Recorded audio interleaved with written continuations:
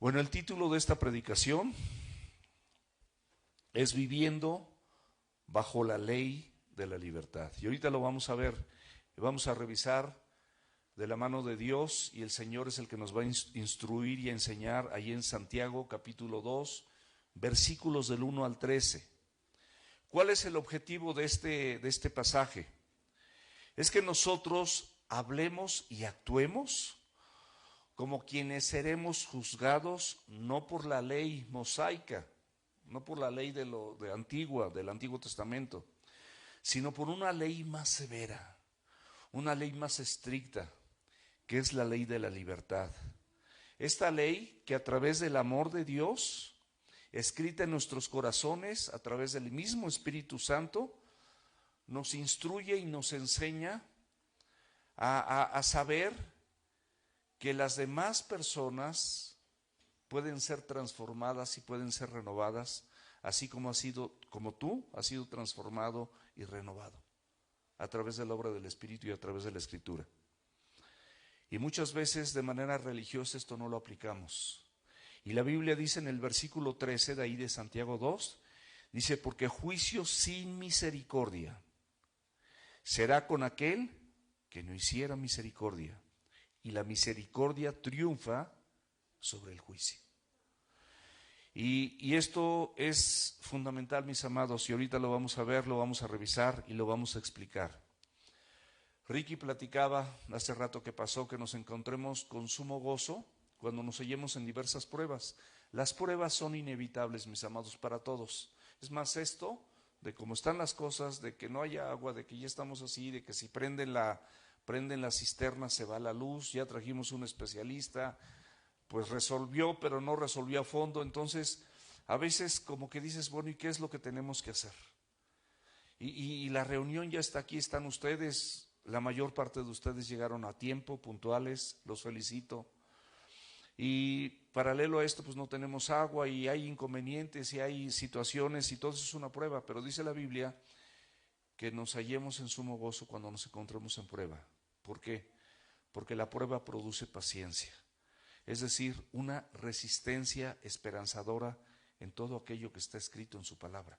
Es decir, Dios nos está conduciendo a que aprendamos a confiar en su palabra, no en tus fuerzas, no en las mías, no en el pastor, no en tu esposa, no en tu esposo, sino en su palabra. Aprendamos a confiar en su palabra.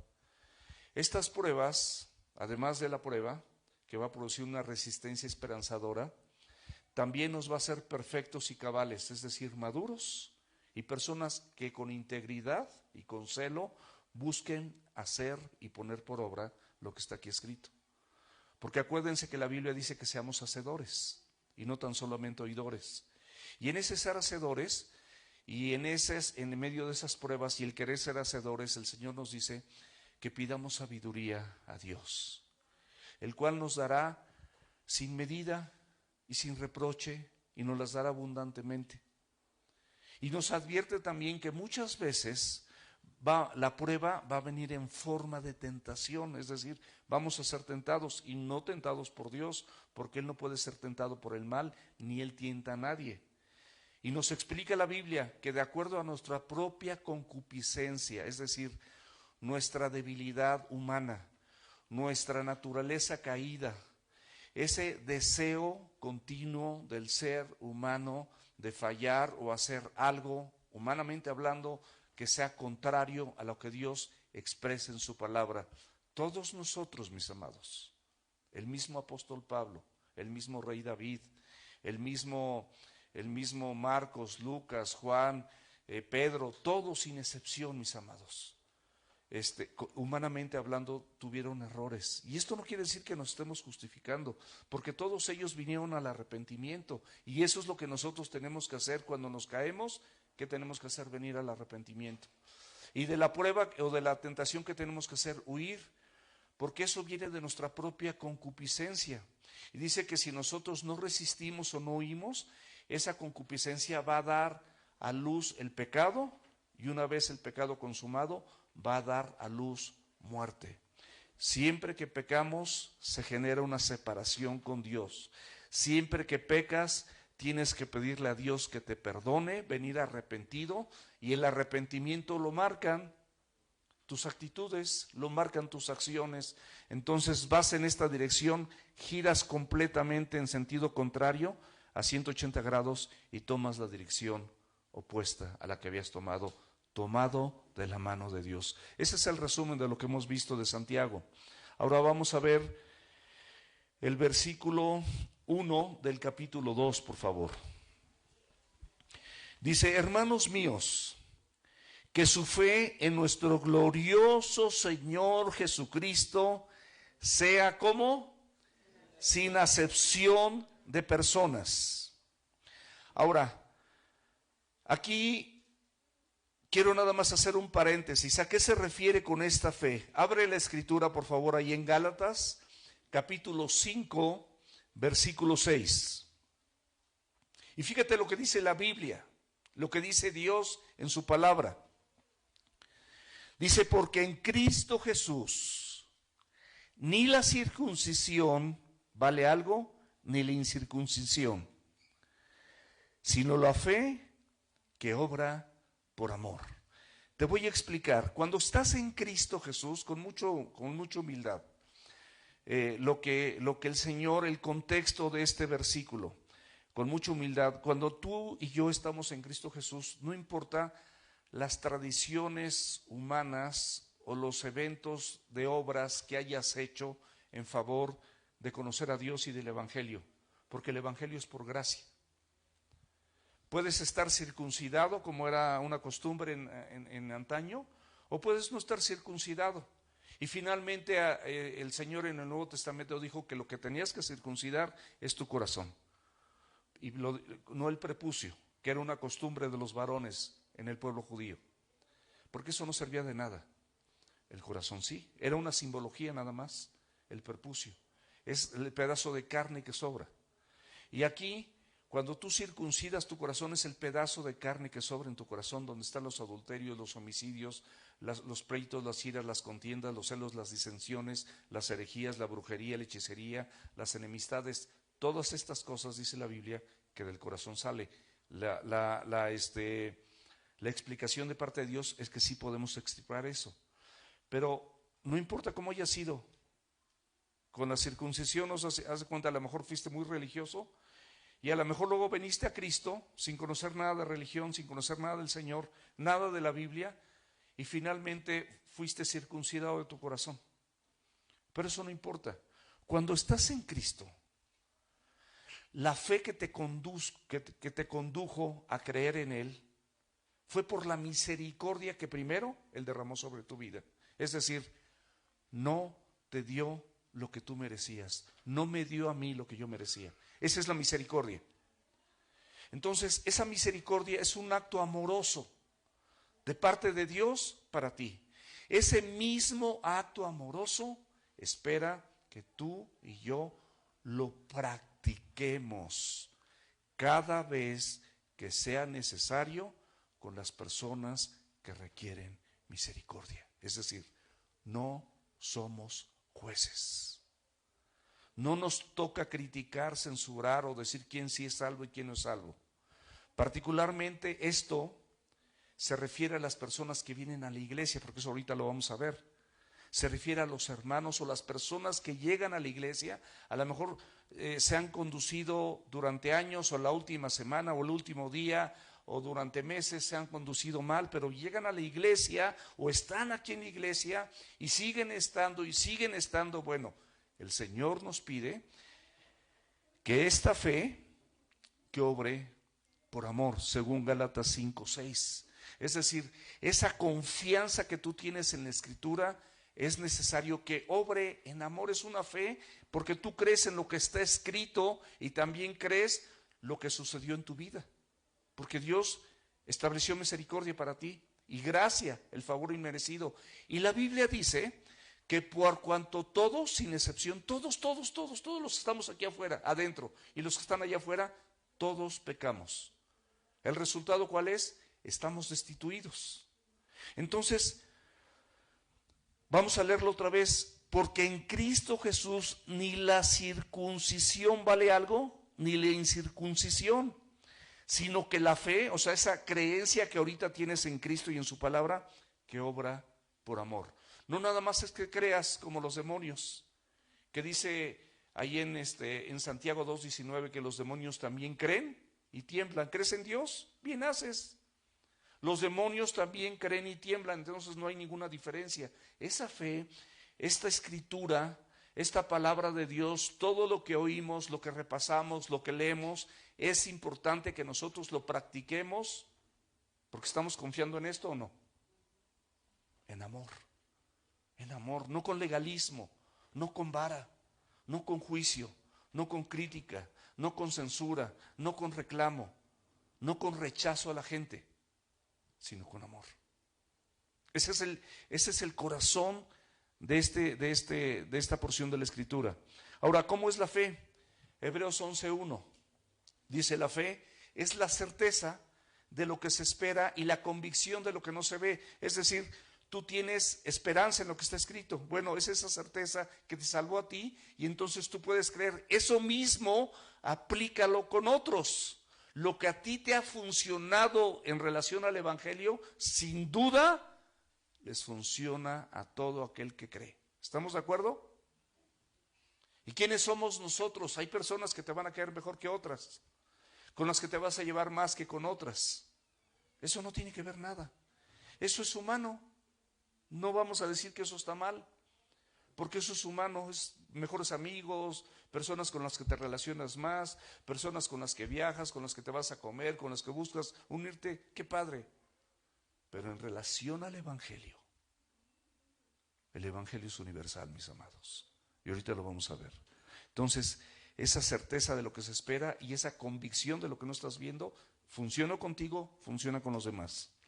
Porque sin fe, mis amados, es imposible agradar a Dios.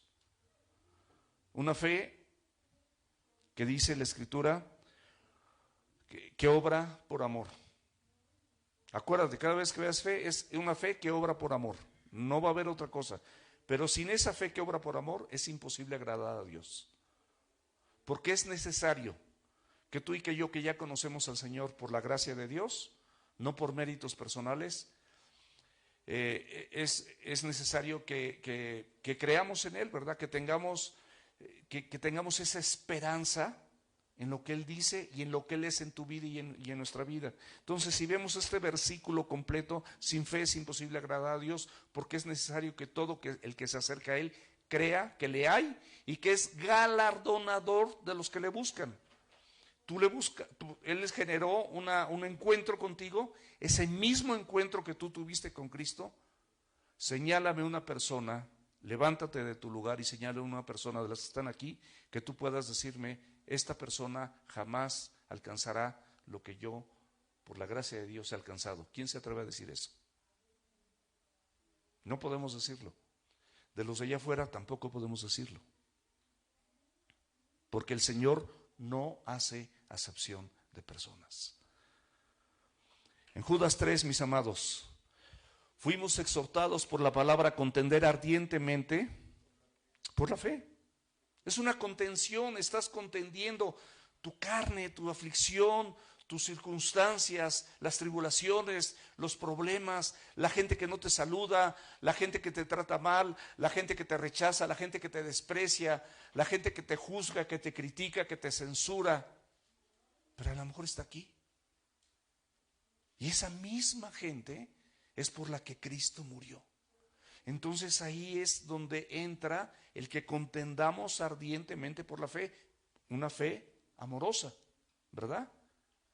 Es lo primero, el amor es el logotipo. Dice: en esto conocerán que son mis discípulos, si se aman los unos a los otros. Ahora, humanamente hablando, no es fácil, pero en Cristo estamos siendo todos capacitados. ¿Qué significa esto de contender ardientemente por la fe? Es confiar completamente en todo aquello en lo que está escrito. ¿Por qué? Porque dice la Escritura que tenemos, toda la palabra es profética. La creas o no la creas, la palabra de Dios se va a cumplir. Siempre. No está sujeto a lo que tú creas o a lo que yo crea. La palabra de Dios siempre se va a cumplir. Tenemos la palabra profética más segura, a la cual hacemos bien en estar atentos, como a una antorcha que alumbra el lugar oscuro. Siempre va a ser una antorcha, siempre te va a dar guianza, siempre te va a mostrar el camino, siempre te va a mostrar, como antorcha te va a mostrar en esa oscuridad lo que tienes que hacer. Va a ser una guía. Entonces, hagámoslo, mis amados. Si nosotros estamos confiando completamente en esto, ¿por qué lo hacemos? Porque nosotros somos testigos de que el Evangelio funciona. Somos testigos de esa transformación maravillosa que el Señor ha hecho en nuestras vidas sin merecerlo, que ha generado cambios sobrenaturales y maravillosos en tu corazón y en el mío, porque Dios tuvo misericordia de ti. Dios tuvo misericordia de mí, Dios tuvo misericordia de mí. De todos nosotros tuvo misericordia. Y renovó tu mente, renovó tu corazón. ¿Quién eres tú y quién soy yo para decir que alguna persona de aquí no está recibiendo o no va a recibir el Evangelio? Yo creo que mientras que te estés exponiendo a la palabra, hay esperanza. Y hacemos nuestra parte. El Evangelio es personal y el Señor hará el resto. Pero yo no me pienso quedar con nada. Yo haré mi parte y espero que el Señor haga el resto como Él lo prometió. Ahora, aquí en esta porción de la Escritura de Santiago, vimos que la verdadera espiritualidad, nos enseñó la Escritura, es pura y sin mancha, sin mácula. ¿Estamos de acuerdo? Una verdadera espiritualidad tú no la puedes manchar con resentimiento, con odio, con queja, sin haciendo excepciones de personas. No lo podemos hacer. Eso es lo que dice la Biblia. No lo podemos hacer. Entonces, es sin mácula, mis amados, es sin mancha. ¿Y delante de quién? Delante de Dios. Revísalo ahí en Santiago 1:27. Y dice que esta fe práctica es que nosotros, y puso ahí una ilustración, visitemos a los huérfanos y a las viudas, pero esto es meramente una ilustración. La invitación de parte de Dios es que nosotros visitemos, platiquemos, exhortemos, animemos, les prediquemos a los más desfavorecidos y necesitados del Evangelio, sin acepción de personas. A eso se refiere todo lo que vamos a ver. Y vemos que ahí dice, hermanos míos, que es una manera muy amorosa de parte de Dios y de parte de Santiago, inspirado por el Espíritu Santo, su nombre Jacobo, hermano de Jesucristo, testigo de la infancia de Jesús, testigo de la adolescencia de Jesús, testigo de la juventud y de un pedazo de su parte adulta y bueno, luego de todo su ministerio. Como hermano, imagínate, él era testigo de que nunca el Señor Jesucristo mintió. Nunca le respondió a sus padres. Siempre compasivo, siempre amoroso, siempre enfocado en las cosas del reino. Desde pequeño, a los 12 años, maravillando a los doctores de la ley por su doctrina, su enseñanza, su sabiduría, entendiendo el Evangelio mejor que los adultos. Siempre compasivo, siempre generoso, siempre dadivoso, siempre perdonador, siempre benigno, nunca con celos, nunca en contiendas, nunca peleando, nunca diciendo una mala palabra. Toda la trayectoria que tuvo Jacobo o Santiago, viendo y dando testimonio el mismo Jesús con su vida de toda esta santidad. Y no creyeron en él, dice la Biblia. Juan 7:5, lo puedes checar. Sus hermanos no creían en él. ¡Wow! Cristo resucita y se le presenta, ahora sí que en persona, a Jacobo, y ahí creen. Y a Judas también, hermano de Jacobo, no el Iscariote. Judas, hermano de Jacobo. Y entonces, mis amados, volvamos a leer el versículo que estamos leyendo, el 1. Hermanos míos, que su fe, ¿cómo se expresa Jacobo el hermano de Jesús, el que lo vio y el que no había creído, dice, de nuestro glorioso Señor Jesucristo.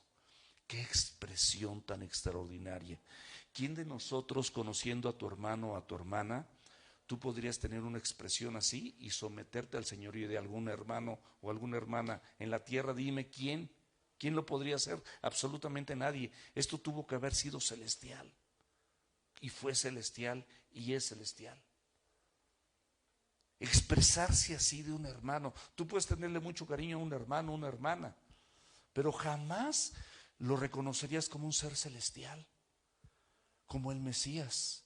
Ya no se expresaba de él como su hermano, sino se expresa de él como nuestro glorioso Señor Jesucristo. En esa fe que tenemos en él, que yo ya también tengo. ¿Y sabes qué? Él era el principal de la sinagoga de Jerusalén. Era un líder espiritual de la iglesia de Jerusalén, de las iglesias más importantes en la época de Jesucristo, era la de Jerusalén. Bueno, él era líder de ahí. Conocía el Antiguo Testamento, conocía las promesas, conoció a Jesús, conoció todo esto. Sin embargo, toda esa etapa no creyó en él hasta que lo vio resucitado. No esperes, mi amado, no esperes, mi amada, a que Cristo venga. Porque cuando Cristo venga y los que se queden, les garantizo que va a haber muchos convertidos, pero van a pagar con su vida. Ahorita no pagas con tu vida.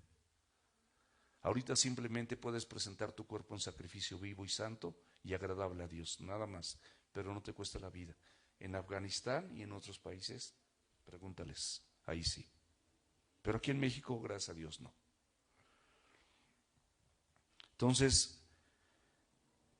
vean esta expresión, sin acepción de personas, Hechos 10:34.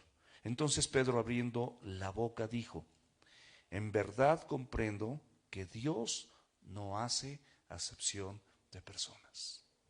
Punto. No hay acepción de personas. En 2 Corintios capítulo 5, versículos del 14 al 18, les invito a que lo lean en casa, pero nada más vamos a ver el versículo 16 por tiempo. De manera que nosotros, 2 Corintios capítulo 5, versículos del 14 al 18, eso lo ven en casa, pero de ahí vamos a revisar nada más el 16. De manera que nosotros, de aquí en adelante, o sea, desde que le entregas tu vida a Cristo en adelante, a nadie conocemos según la carne. Y si a Cristo conocimos según la carne, ya no lo conocemos así. ¿Por qué? Porque dice la Biblia en el versículo 17, porque de modo que si alguno está en Cristo, si tú y yo estamos en Cristo, nueva criatura somos.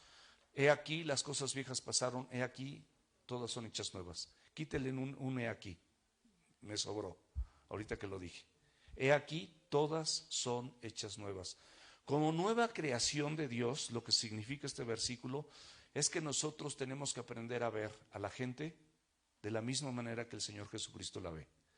Tenemos que aprender a tener la misericordia que Dios tiene por la gente de la misma manera en la que Cristo tuvo misericordia de nosotros.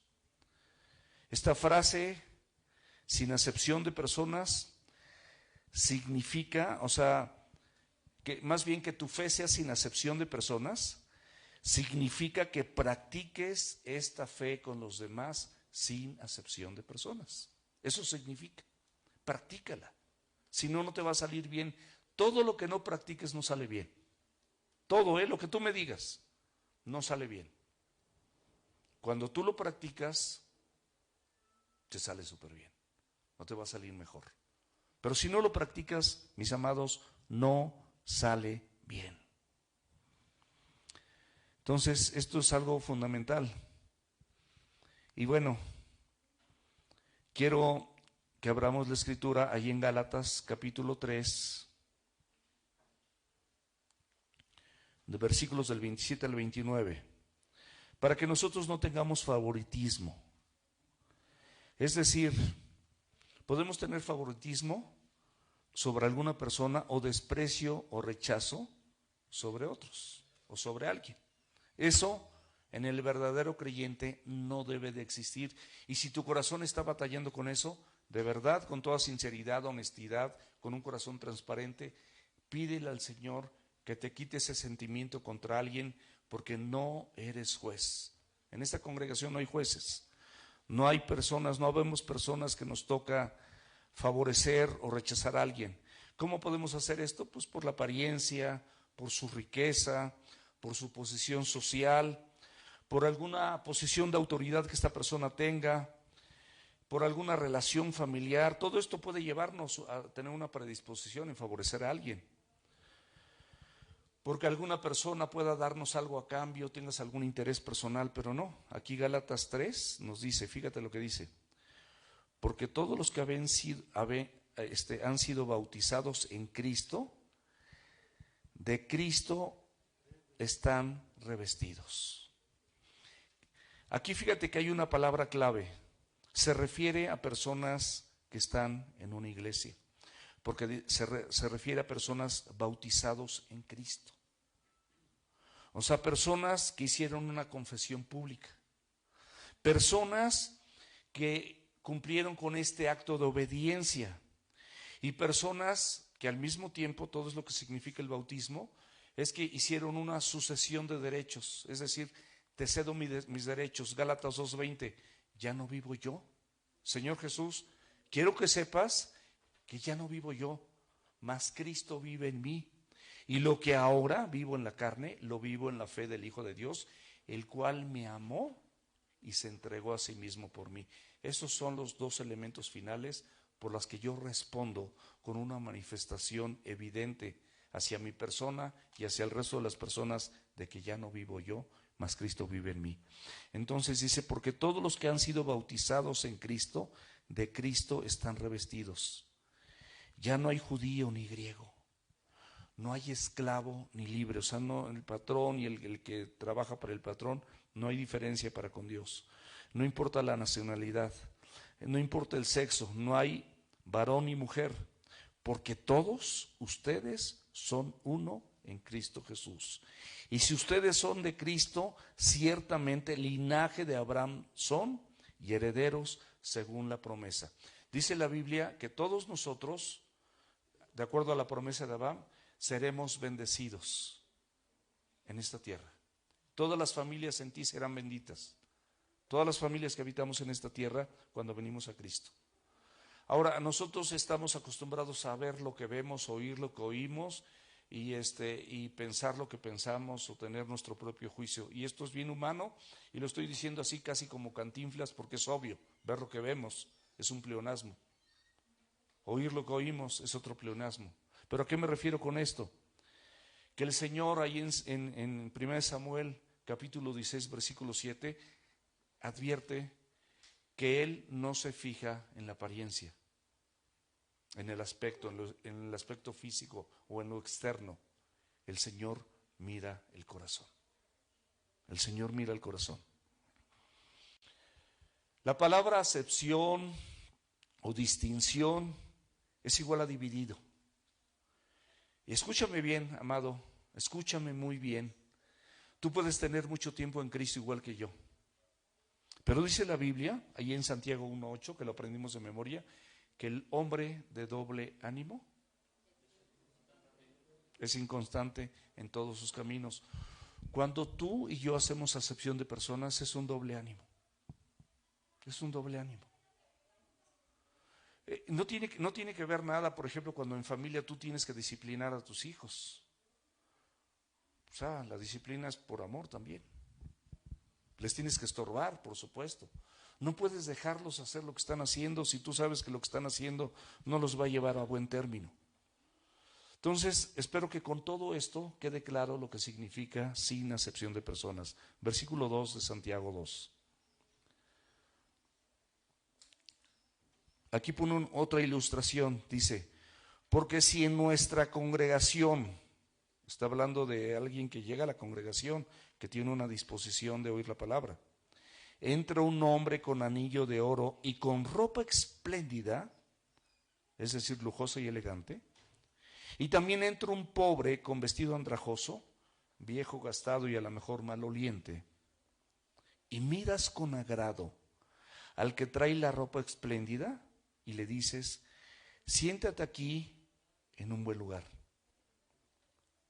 y dices al pobre, estate aquí, estate allí en pie, o siéntate aquí bajo mi estrado, es decir, abajo de mí, siéntate en el suelo, o ve ahí, mira por allá, o por acá, ahí mira junto al baño, ahí yo creo que ahí te puedes sentar. Así, eso no lo debemos hacer. Esta es una ilustración, porque espiritualmente hablando, el evangelio es para todos, aunque tiene algunas implicaciones, ahorita lo vamos a ver. Estamos hablando de gente que viene a la iglesia, gente que viene a alguna congregación, o sea, con cierta disposición de oír y ver, bueno, quiero ver qué onda ahí. Filipenses capítulo 2, versículos 3 y 4. Nos dice la Escritura, es una invitación de Dios para que nada hagamos por contienda, porque las contiendas, de alguna manera que puedas llegar a tener con algún hermano, con alguna hermana o en familia, para nada conviene. Alguna contienda, dice que nada hagas por contienda. Y vamos a ver cómo esta congregación es súper sabia. ¿Qué es nada? ¡Wow! Súper sabia la congregación. Nada es nada. Dice que por vanagloria también cosas vanas, asuntos personales, pensamientos, quejas, cuestiones muy mías, son cosas vanas. Porque finalmente el más sabio de todos los tiempos, si lees Eclesiastés, al final del día dice que todo es vanidad. O sea, es vano, no es eterno, no suma un centímetro de vida eterna. Entonces, nada hagas por contienda o por vanagloria, antes bien con humildad, el elemento fundamental en un corazón que puede ser transformado, estimando a cada uno, a los demás como superiores a él mismo. ¿Estamos de acuerdo? Cuando tú criticas, censuras o te quejas de alguien es porque tú te sientes superior a esa persona, por eso la criticas. Estás manifestando un acto de superioridad donde tú estás bien y lo que esa persona no está haciendo bien o no hace bien o no te gusta. Tú eres superior, humanamente hablando, lo digo entre comillas, de acuerdo a tu pensamiento en tu corazón. Dice que de acuerdo al pensamiento de su corazón tal es él. Entonces tú piensas eso y estás equivocado, porque para Dios no hay acepción de personas. Entonces te sientes superior a esa persona. No mirando cada uno lo suyo propio, es la indicación de parte de Dios. No mires nada más por ti, sino cada cual también por lo de los otros. Y a veces lo de los otros no es colectivo, sino a veces tú, si tienes algo así, va a ser necesario quizás que te acerques para romper con cualquier esquema que no sea correcto delante de los ojos de Dios y puedas actuar en esta fe en amor o por amor. Misericordia amorosa, te puedas acercar y rompas cualquier tipo de división. Este pasaje, mis amados, del pobre y el rico, de que él llega con ropa espléndida y con un anillo de oro y lo sientes en el mejor lugar y el otro lo sientes ahí junto al baño, no significa nada más ese ejemplo. Sí lo es, pero no se refiere tampoco a que todos los ricos se van a perder y no son salvos y que todos los pobres son salvos. Hay unos pobres tan arrogantes, tan soberbios y tan orgullosos que asustan. ¡Wow! Bien pobrecitos, ahora sí que pobres, pero no delicados, sino arrogantes, soberbios, sentados en su macho y caminando en su burro, pero no los mueves de ahí. No seamos así, mis amados. Esa es una exhortación, pero tampoco podemos ver así. ¿Cuál es la verdadera pobreza de espíritu? Mateo 5:3. Bienaventurados los pobres de espíritu, porque de ellos es el reino de los cielos. La pobreza tiene que ver con la calidad de tu corazón, humilde y manso. Un corazón manso y humilde. El que viene a mí, dice, no lo desecho. Salmo 51. Con un corazón manso y humilde. Mateo 11. Aprendan de mí que soy manso y humilde de corazón, palabras de Jesús. Es eso. Es un logotipo de mansedumbre y humildad. Bienaventurados los pobres de espíritu, los mansos y humildes de corazón, porque ellos verán a Dios. De ellos es el reino de los cielos. Es decir, se refiere a personas, escúchame bien, dispuestas a recibir el evangelio. ¿Por qué se lo rechazas? ¿Por qué lo limitas? ¿Por qué no lo haces personal si fuese necesario y fuese el caso? El pobre de espíritu, mis amados, reconoce y habla acerca de su pobreza espiritual y no tiene temor de hacerlo en público. Y no tiene temor a reconocer que la vida antes de Cristo de esa persona estaba en tinieblas y fue trasladada a su luz admirable. Primera de Pedro, capítulo 2, versículo 9. No tiene problema en decir lo que dice Colosenses 1:13. El cual nos ha librado de la potestad de las tinieblas. O sea, personalmente, y no es porque quiere mostrar una espiritualidad, no, les doy mi palabra así, Dios lo sabe. Personalmente yo estoy consciente que fui librado de la potestad de las tinieblas, el poder de las tinieblas que operaba en mi persona. Un poder terrible que me tenía esclavizado, me tenía en servidumbre, me tenía agonizando. Ese poder de las tinieblas y trasladado al reino de su amado Hijo. Entonces imagínate, es como la canción de que me encontré entre las nubes y un pastor, la de Vidal. O sea, me encontré entre nubes y un pastor maravilloso que me amaba a pesar de cómo estaba, porque aquí hay otra cita más, hay muchas, pero tomé 3 nada más, Efesios 2:1. El que les dio vida a ustedes y a mí, que estaban muertos en sus delitos y pecados. Yo estaba muerto. ¿Un muerto qué puede hacer, mis amados? ¿Cómo pide ayuda un muerto? La soberanía, la omnisciencia, los alcances de la grande misericordia y gracia de Dios sobre mi vida, pero también sobre la tuya. Pero eso no lo has valorado. Muchos de ustedes no lo han valorado. El día que lo valoren, estarás sirviendo y estarás aquí temprano a primera hora, no te vas a perder la alabanza, vas a querer servir, vas a querer ayudar, vas a decir, me puedo anotar en Club Semilla, me puedo anotar aquí con los teens, puedo venir al discipulado, puedo conectarme los martes, no voy a faltar a mi célula. Todo eso será resultado del reconocimiento de que tú alguna vez estuviste como yo en las tinieblas y fuiste trasladado al reino de su amado Hijo y fuiste llevado a su luz admirable. Esto, mis amados, es algo solamente sobrenatural, porque no depende del que corre ni del que quiere. Entonces, el trato con amor para nosotros como creyentes que recibimos de Dios es el mismo trato, escúchame bien, que Dios quiere que tú apliques para otros creyentes. El mismito trato. En el momento, mis amados,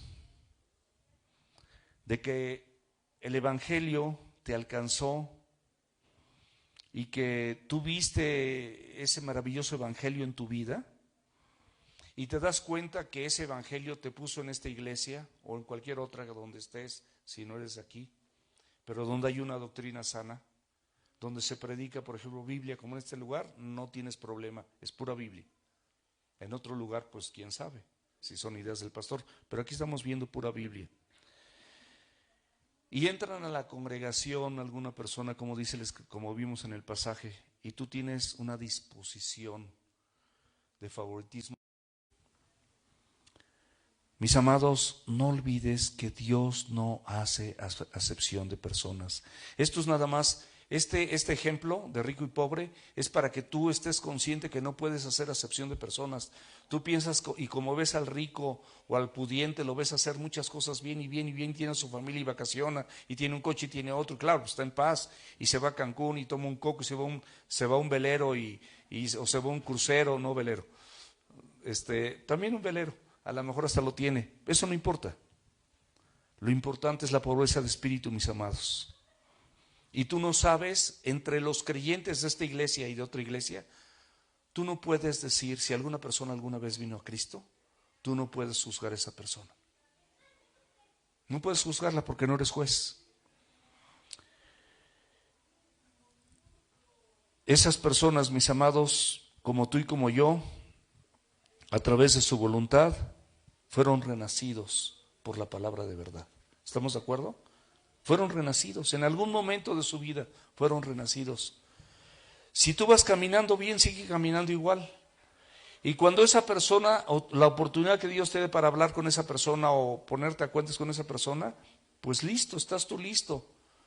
Y si es una persona, ahí sí hay una diferencia, que tú ya la has compartido y finalmente hasta blasfeman, ahí es otra cosa. Y ahorita lo vamos a ver, versículo 6. Pero ustedes han afrentado al pobre. Y aquí te dice, no les oprimen los ricos, es decir, los que a tu juicio y a tu consideración quisieras que estuvieran aquí, pero no están. Y no son ellos los mismos que arrastran a los tribunales, que te arrastran a los tribunales. O sea, los que realmente te están juzgando, los que realmente no tienen temor de Dios, los que realmente son impíos y más impíos que ningún impío. Y ya les predicaste, ya los invitaste, ya les compartiste, ya los perdonaste una vez, ya los perdonaste dos, ya los perdonaste tres. Dice la Escritura que con ellos ni siquiera te sientes a la mesa a comer. Dice que te alejes de ellos. Ahí ya es otra cosa. Pero está hablando de gente que llega a la congregación. El contexto es de la gente que llega a la congregación y la ilustración son los pobres y los ricos. Pero una persona que no quiere absolutamente nada con Dios, 1 Corintios capítulo 2 versículo 14. Pero el hombre natural no percibe las cosas que son del Espíritu de Dios, porque para él, que dice la Biblia, son locura y no las puede entender porque se han de discernir espiritualmente.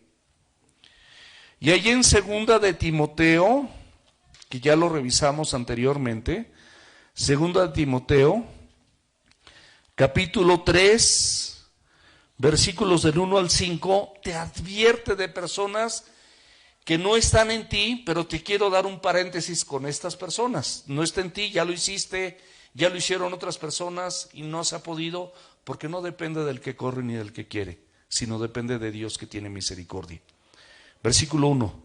También debes saber esto, que en los postreros días, como ahorita, vendrán tiempos peligrosos o tiempos malos, como decía Ricky, tiempos peligrosos, tiempos malos, porque habrá hombres amadores de sí mismos, avaros, vanagloriosos, soberbios, blasfemos, desobedientes a los padres, ingratos, impíos, sin afecto natural, implacables, calumniadores, intemperantes, crueles, aborrecedores de lo bueno, de estar aquí en la iglesia o de oír la palabra de Dios, traidores, impetuosos, infatuados, amadores de los deleites más que de Dios, que tienen apariencia de piedad, o sea, no se ven tan mal, pero negarán la eficacia de ella. ¿Cómo? Con su vida, con todo lo anterior. ¿Qué dice la Biblia? A esto se evita. Esa es otra cosa. Pero vamos a ver que uno de esos, el día de mañana, entra por estas puertas arrepentido, te habla por teléfono, te busca, te dice ayúdame, ora por mí, todo eso. Esa misma misericordia que tú recibiste, esa misma misericordia amorosa, es la que tú tienes que tener disponible para esa persona cuando esta persona tiene un cambio de actitud. Y no está hablando de creyentes, estos son impíos, amadores de sí mismos, personas que intentaste una y otra vez y jamás quisieron con el evangelio. Y dice que estos, dice que tú mismo, dice ustedes mismos han afrentado al pobre, a la persona que tú crees que sí, y le estás tratando mal y está aquí en la iglesia, o está en otra iglesia, o es parte de tu familia y es de Cristo. Dice, no les oprimen los ricos, o sea, te pregunta a ti, y no son ellos, es decir, los incrédulos, los soberbios, los arrogantes, los mismos que te arrastran a los tribunales y que quieren destruirte. Y aquí el versículo 7 te dice claritito, no blasfeman ellos el buen nombre que fue invocado sobre ustedes. Tú lo has visto, que blasfeman, que pueden inclusive no querer absolutamente nada con Dios, censurar al mismo Dios, censurar a los creyentes, censurar a los servidores, censurar a todo esto. O finalmente a lo mejor no lo censuran, pero de lejos están haciendo cosas que no tienen que ver absolutamente con el evangelio y te están afectando a ti directamente. o a tu gente, o a la iglesia, o amenazan, o dicen, o mil cosas. Eso están blasfemando. Entonces, es donde está la diferencia. Y quieren arrastrar a los creyentes. Y además ellos están blasfemando el nombre de Jesucristo. Y por eso estos versículos que acabamos de leer. Versículo 9. Aquí viene, ahora sí que la mera verdad. La neta camiseta. No hay así ese dicho, ¿verdad? Pero la neta, como dicen los chavos, si en verdad cumples la ley real, aquí te habla de una ley real, no la mosaica, conforme a la Escritura, amarás a tu prójimo como a ti mismo, bien haces. Esa es la ley real, la ley del amor, la fe amorosa, la fe llena de misericordia que vas a aplicar con otros. Allí en Levítico 19, en la última parte dice, desde el Antiguo Testamento, que amarás a tu prójimo como a ti mismo. Es decir, ver a toda la gente como Cristo la ve. Y ver a los creyentes que de alguna manera te han afrentado con misericordia, porque ellos necesitan de Dios, pero a veces necesitan ser exhortados o ser amonestados. O ser expuestos a la palabra de Dios de manera amorosa, no a bibliazos. Díceles, no vimos anteriormente que convéncelos, ¿se acuerdan que vimos anteriormente? A estos convéncelos. O sea, ellos pueden ser convencidos. Son dos grupos de personas completamente distintos, pero puedes convencerlos y el día de mañana no te extrañe que esa persona a la que por la gracia de Dios tú convenciste, esa persona el día de mañana la ves compartiendo el evangelio. O la ves aquí con los niños, o aquí con los adolescentes, o predicando aquí, o presidiendo, o haciendo algo más. ¡Wow! Esa es la ley real, la suprema ley, mis amados. Mateo 22, del 30 al 40. Entonces los fariseos, oyendo que había hecho callar a los saduceos, estas personas ya sabían, ya conocían, ya habían oído de la palabra de Dios, pero siempre tenían un pleito casado con Jesús, y Jesús siempre tuvo rechazo hacia estas personas. Se refiere a los fariseos y saduceos. Dice, y se juntaron a una, ellos siempre estaban unánimes para atacar a la iglesia, para blasfemar de Cristo, siempre unánimes, para eso sí.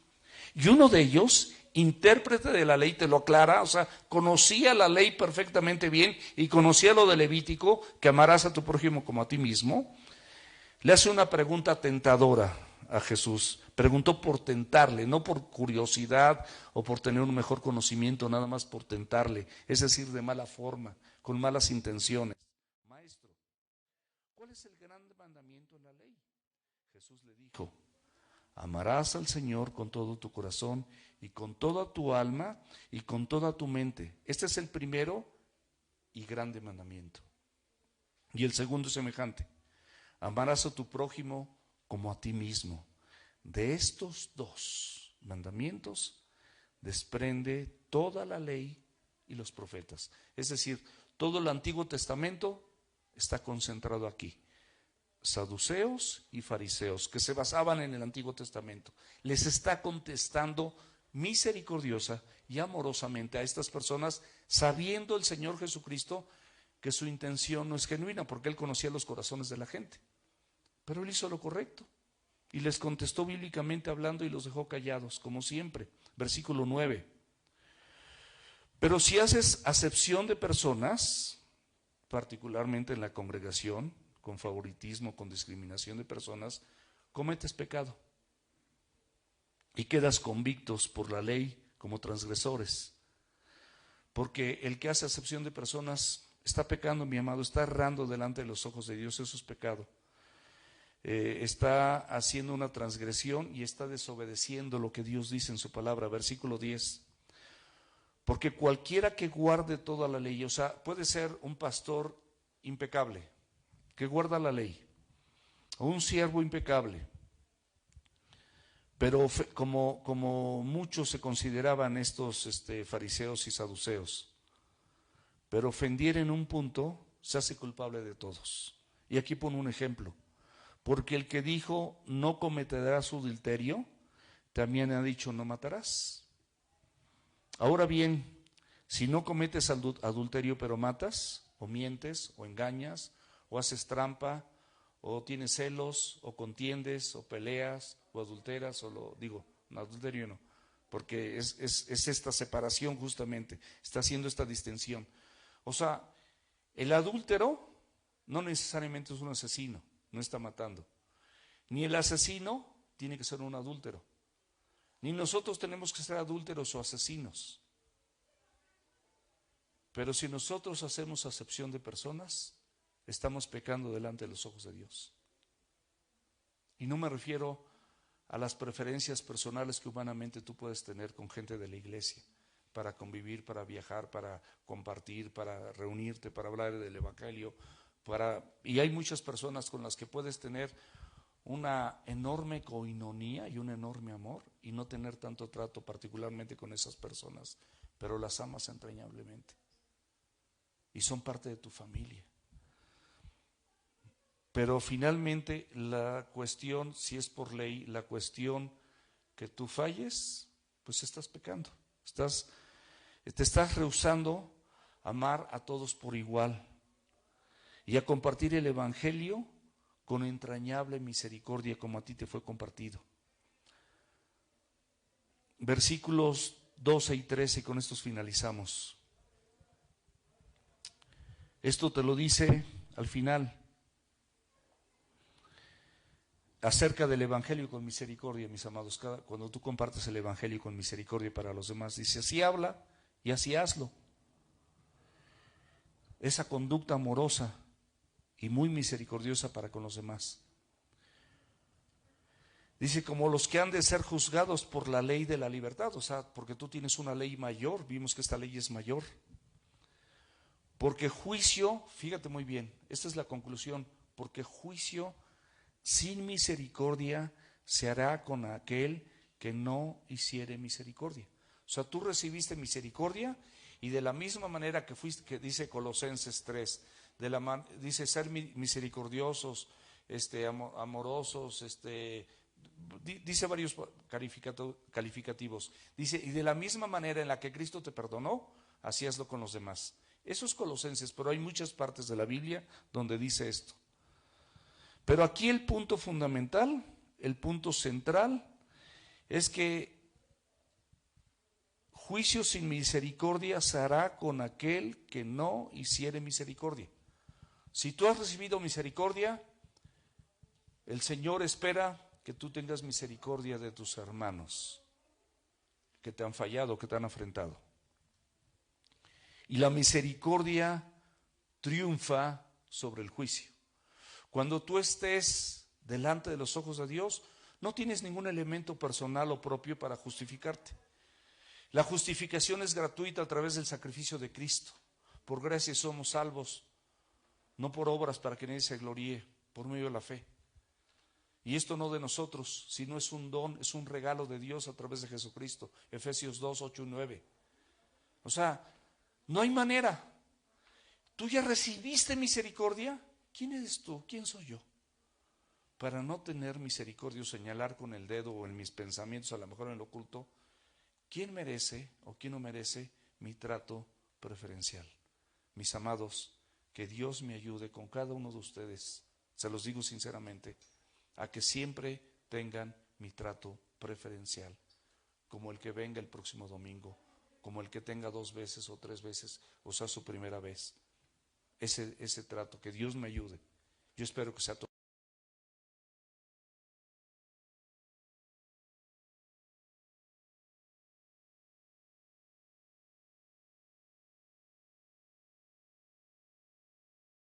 De la Biblia. No podemos actuar de acuerdo a nuestro parecer, nuestros sentimientos o prejuicios. Puedes llegar a tener o tus pensamientos. Porque esta ley de la libertad tiene 4 puntos fundamentales y quiero que los tengas bien presentes. La obra redentora de Cristo te liberó a ti del pecado. ¿Esto lo podrás hacer con otros que están aquí sentados? Yo creo que sí. ¿Nunca te equivocaste? ¿Nunca hiciste algo como que de alguna manera podía ser hasta expulsado de la iglesia? Eso piénsalo. Solo hemos recibido misericordia, es el punto número 2, que no mereceríamos. No la merecemos, pero solo has recibido misericordia. O sea, no recibiste lo que merecías, solo recibiste misericordia.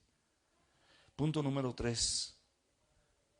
Aplica esa misma misericordia a todas las personas con las que convives y con las que hay oportunidad de compartir el Evangelio. Esto incluye a las personas que vengan a ti arrepentidas o que tengas la oportunidad, que esa persona te dé la oportunidad de que nuevamente le compartas el Evangelio. Hazlo. Ahí sí no te digo, no, ahí hazlo. Pero si se trata de hermanos en Cristo que han fallado, ahí hazlo siempre, en todo tiempo. Y si pasa con aquellos como que lo hiciste 1, 2, 3, 4 veces, 1 año, 2 años, 3 años, 4 años, y estas personas no entienden, bueno, de plano ya se lo perdieron. Pero hazlo, finalmente tú hazlo. Y por último, la misericordia que nosotros mostramos es una evidencia de la misericordia que hemos recibido de Dios. Es decir, estás consciente y le das valor a esa misericordia que tú recibiste, tú mismo la recibiste. Entonces dices, yo quiero esa misericordia para otros. Vamos a orar.